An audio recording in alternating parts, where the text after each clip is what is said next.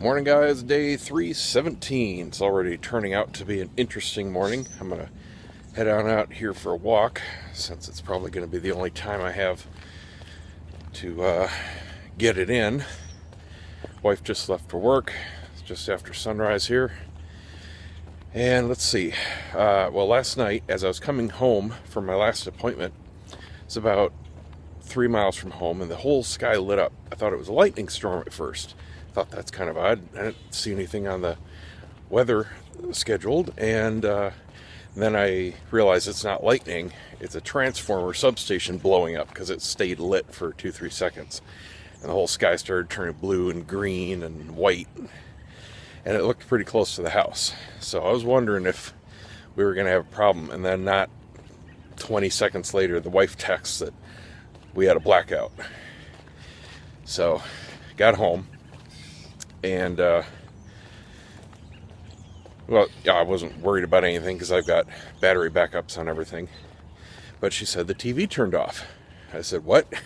That's not good. She said, yeah. I was doing my workout and everything shut off. I went in, the router was fine. My computer and desktop and everything were still on, so those didn't lose power. Thinking, okay, I've tested this. Obviously, I'm using it. Why in the world would it go off? No warning tones. Battery tests fine. It's a good unit, just like all my other ones. So I asked her some more questions and find out that when it happened, it went into overload, and it did emit the overload warning, which I never ran into during testing because it turns out that the system is a little too much for the battery in it. It was okay for the last system, but now I've added more stuff in. I've got the receiver, didn't have that before, and I've got the Blu-ray player, which we had the DVD player before, but it was never on. It was never used at all. And I would imagine this TV is drawing a little more power than the old one. Even though the old one was a big rear projection, it really didn't have that much electronics in it. Those things are pretty simple. So it's in that gray area between working okay for normal operation, but not for initial boot up. Because most of these devices, they're miniature computers, so they are pulling more power during the initial few first seconds. The Blu-ray player is a miniature computer. The TV is definitely a not so miniature computer. The receiver, it's got a lot of amplification power going through. So bottom line is, I've got to get a bigger unit, kind of like the one I have on my computer. Just something that has more juice. I've got lots of little ones around the house. Got one dedicated for the router and whatever stuff I'm working on for clients. And then I had one dedicated for the big printer. And that's an extra right now. Got one in the studio, one in the bedroom. Had one in the living room, well, still do, but it's too small. And then I have a real big one for my main workstation. So Sam's Club luckily has real good deals on them. They have a few models, more common sizes that they carry in stores, and they're only $60 for the big one. So I'll go ahead and pick one of those up, replace the living room, and then I guess I'll have 2 smaller spare units. Not sure what to do with those, but they're good to have if I ever need them. So maybe coincidentally, but maybe not, a little after I got home, our internet connection went real wonky. Basically, we had no uplink. And it was working okay when I first got home. And I started to do some stuff, and I was sending out some files to clients, and I couldn't get them out of my email. So I started checking my server. Server was fine. And then the wife starts uploading one of her YouTube videos, and the whole network just stops. Thinking that's kind of odd because she's using Safari, and usually that problem is limited to using Firefox. And I don't know if I mentioned it. I think I did on Facebook, but not in these videos. Opera and Firefox are no longer good to use for YouTube, for uploading. Opera has the problem of only using a small percentage of your upload link, Firefox now has the opposite problem of using 100% of it. So it's unthrottled. So if it's the only thing you're doing, that's great. But anything else on the network that needs the internet gets choked. So can't stream Netflix, can't do email, can't surf websites. Nothing else works while you're uploading, which is a major pain in the ass. So then I figure out that it's not her, it's not me, it's our connection. So I reboot the router a couple times, nothing. I notice it's got some warning diagnostics going on, so I call Bright House, our internet provider, and they go through their diagnostics, and they can't even reach it to send a reboot signal at first. After a few minutes, it finally goes through, and they say it looks like a signal problem, so it's nothing on my end. And the download works okay. So, scheduled an appointment for today. Earliest they had was noon to 2. But then I get up this morning, and it fixed itself. Or rather, they probably fixed it on their end. Maybe it was a neighborhood junction box problem. Maybe it was related to the power outage. Maybe their facilities here locally had a problem. But whatever, it's fixed. So I canceled that appointment. Here's the other downside to having all these abandoned houses around here. People turn them into dumping grounds. Luckily, none around me have that problem, but it's not good. Banks really need to start taking care of these places. They've foreclosed on them. Now they have to spend the money and take care of them. The upkeep, keep them looking nice. You can't just let them rot. If you're going to do that, just tear it down. Rather see an empty pad than a house that's falling apart and not sellable. None of these houses are livable right now. They're open, broken windows, doors, boarded up stuff, broken roofs and garage doors. I mean, they're all trashed. None of them have been lived in for months or years. So, the bank isn't going to put money into them. It's going to take 20, 30, some 40, maybe $50,000 to get these things back on the market where somebody could move in. That's not going to happen. There's no way. They're just sitting on them because they don't want to spend the money to do what they have to do to take care of them. So, it sucks for everybody living here. Bank doesn't really care. Obviously, the people they forced out care, but they can't do anything about it. So I don't really blame them. But it's just not a good situation, especially for the neighborhood and all of our values. It's going to be a long time before everything comes back up to normal just because of location. We could have a perfectly viable house. Everybody else on the street could be, except for the abandoned ones, and we're still going to feel the pain from it. I don't know. I think tearing them down is really the best thing to do. Well, I contacted the insurance company. Hi, puppy. Set up an appointment for a new windshield. Should be done today. They're usually really quick about it. I'm an old pro at it. This is probably the 10th or 12th windshield I've had to have replaced, and then we've had a whole bunch repaired also. The minis we had were just rock magnets. Every little tiny chip would just send a crack flying across the windshield. So I think I had, 6 or 7 windshields in mine alone. She had a couple, and then the Grand Prix I had before this, I had a couple done.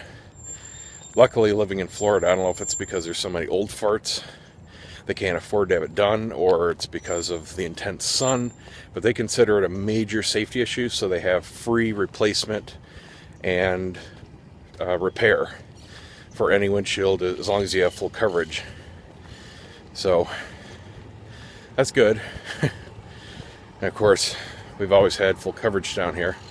It really isn't that much for us. I think both of our cars, it's down now. Even with the minis, we were only paying $1,200 a year for both cars, full coverage. It's less now. I think it's just over $1,000 with the 2 Kia Souls. But yeah, at least that's good. So it usually doesn't take too long.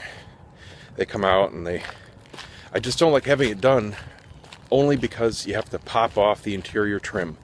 And every once in a while, it just doesn't go quite smoothly and you end up with a little rattle. Right now, damn thing is like new and perfect on the inside. And I hope it all goes back together, because that's going to really bug me if I end up with a squeak and rattle on a brand new car, you know. But usually it goes okay. Takes them about a half an hour, pop off the trim, cut out the old windshield, put the new one in, the glue has to dry, and that's that. And the roofer should be calling me back today to see how things are going. And I'm not sure what his plan will be, because, like I said earlier, it didn't leak at all from the tests with the hose, but as soon as it rained yesterday, it's still dripping from yesterday. So the leak is definitely unchanged, so nothing he did made a difference there. But he's going to have his work cut out for him to find the leak, I'll tell you that. Really only found the two small things that are unrelated to it that need to be done, and other than that, I don't know. I'm obviously out of ideas. I'm not a roofer, I'm not a pro, but I don't know. Well, I just heard back from the auto glass place. I've been using either Glass Doctors or Safelite for years, and both of them do an excellent job, no problems whatsoever with them. I used to be insured through Progressive and then Geico, but for the past couple of years we've been through 21st Century, which is through Farmers, and they've just had great deals. They beat the snot out of Geico, so we switched. And you know, that's another tip. It is always a good thing to shop around annually for your insurance. We had both Progressive and Geico just start raising rates for no reason. No accidents, no tickets. We got older, the cars got older, rates went up. It was bullshit. They were just trying to milk people. So we shopped around, and that's how we went from Progressive to Geico, and that's how we went from Geico to 21st Century. And I'll do it again when this contract is up for 21st Century, you know, just to make sure. So just shop around, make sure your rates are where they're supposed to be. Don't let them raise rates for no reason. As you get older, as your car gets older, if you haven't had anything change like that as far as accidents or claims, your prices should go down, not up. So don't let them push you around. Anyway, schedule the appointment. They are swamped. Since switching to 21st Century, I've been exclusively using Safelite because they have partnered with Farmers and they have everything integrated. So there's no waiting, no verification. I don't have to do any paperwork other than sign my name on the sheet when they're done. If you go through other places like Glass Doctors, not that there's anything wrong with them, you got to jump through a bunch of hoops. They have to call you a couple times. 21st Century has to confirm everything with you. They try to push you over to who they've partnered with, basically. It's just a sales spiel. They make it a pain in the ass for everybody they're not partnered with on purpose. So I just go through Safelite and make it easy on myself.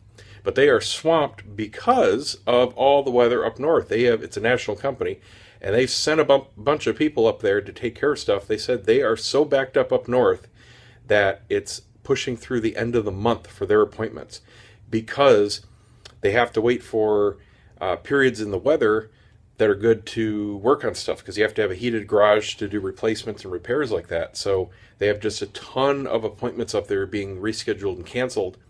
And down here, usually it's same day service, but I had to schedule it for Tuesday. So what's that? Another 4.5 days.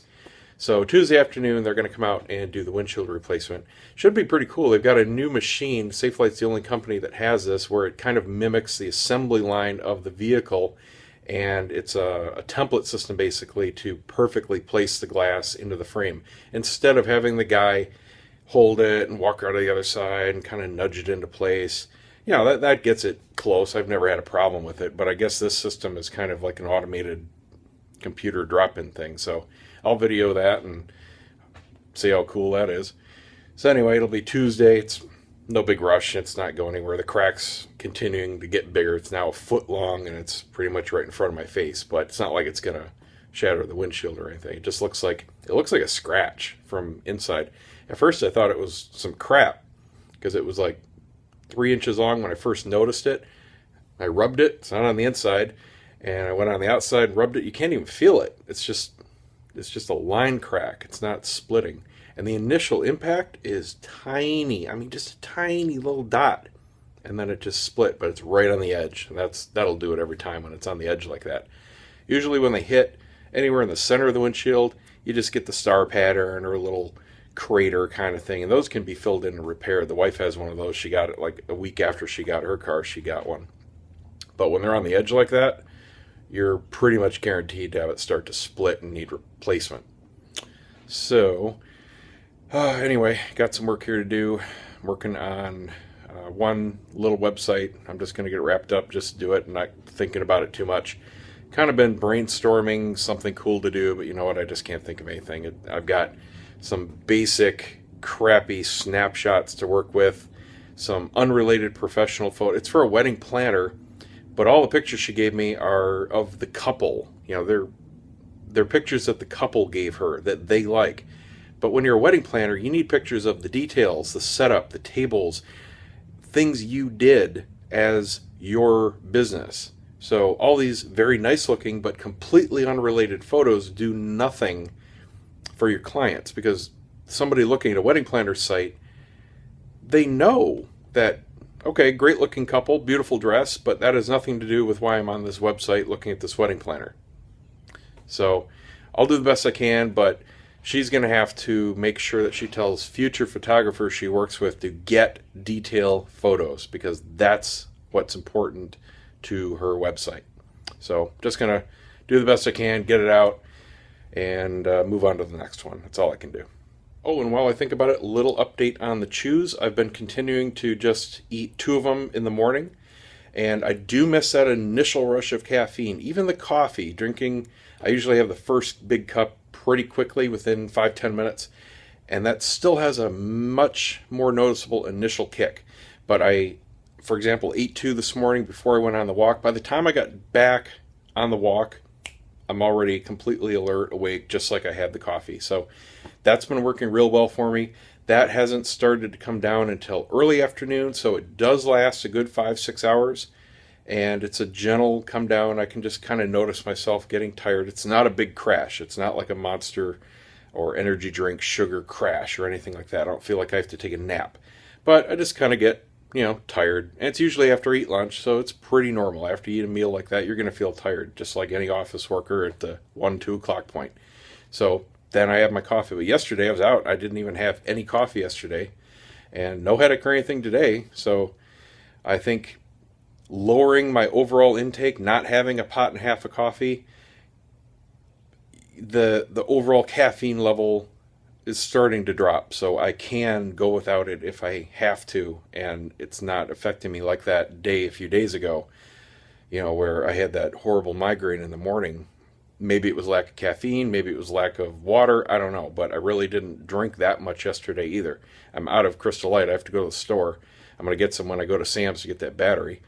I might do that right now just so I can kind of beat the old fart traffic, because I've got the business membership, and that's a big benefit to having a business membership. You get in way earlier than normal hours, so all the freaking snowbirds aren't shuffling around, clogging the place up. I can get in, get out, and get back to work. So yeah, I'm going to do that right now and grab a new battery pack.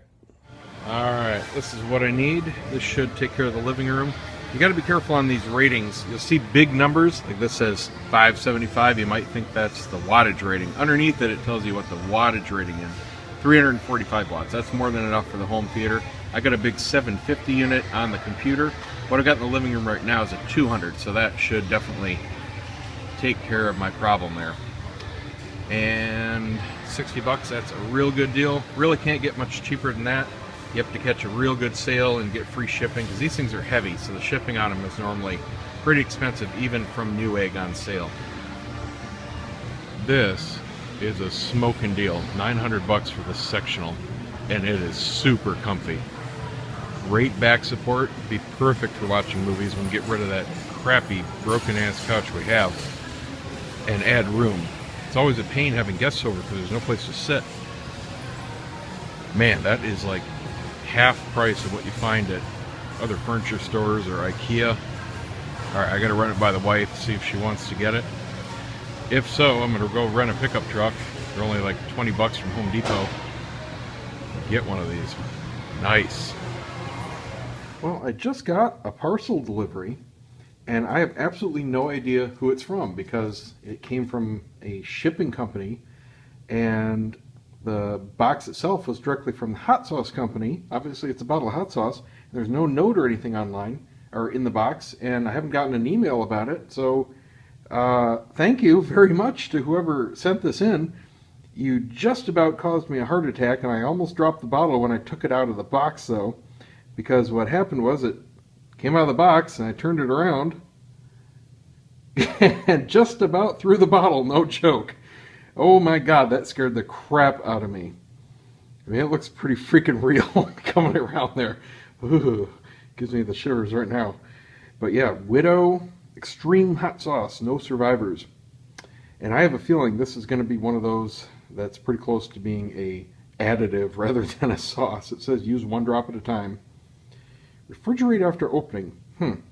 That's strange. I don't recall my other ones saying that, but I wonder if some of them do need it.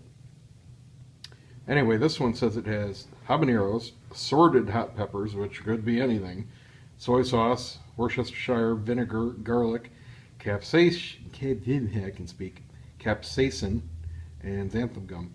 So, that's the hot stuff right there, folks.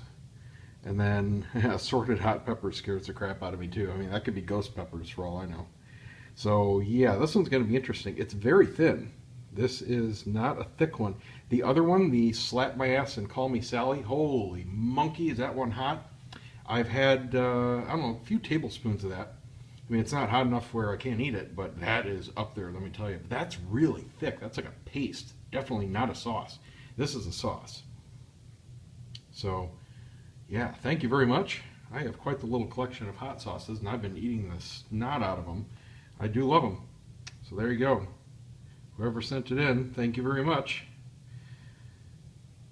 Man, I'll get you back for that. Oh, and I wanted to show this too. I was just picking up the wrapping paper. There was a second fossilized shell fragment in there. This one has 2 incredibly clear impressions. And again, it's almost like a gold leaf kind of sparkle. I don't know if it's going to show up in the video, but there's little flecks of reflective material in the shale, and these just absolutely shimmer. So very cool there.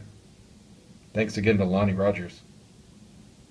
Well, the wife approved the couch, so I got a Home Depot rental truck here, and we're waiting on Sam's Club to bring out the boxes. Had to wade through the slush of old farts using the loading zone as I'm too old to walk to go to my car, so finally got in here and been waiting about 10 minutes for them to actually pull it off the shelf.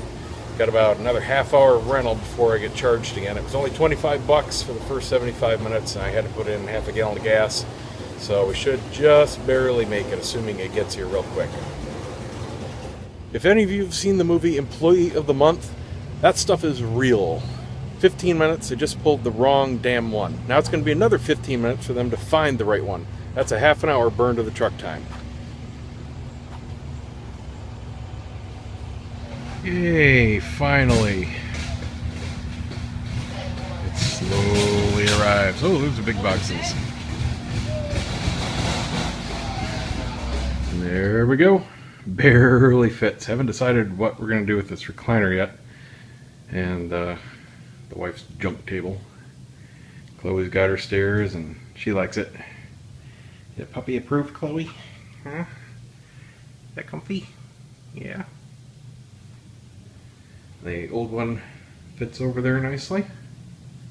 So now we've got plenty of extra room for company instead of just having the couch and having somebody sit on the floor to eat. I'm definitely going to get an ottoman though, because I'm going to miss that recliner. But no big deal. Assembly was a bit of a pain in the butt. Had to screw in the 8 legs, 2 screws each, and they didn't have any pilot holes. But that's it. Sure makes this living room look small now. So now we just got this little walkway. All in all, it sticks out about another foot from the old couch. But I like it. See you guys tomorrow.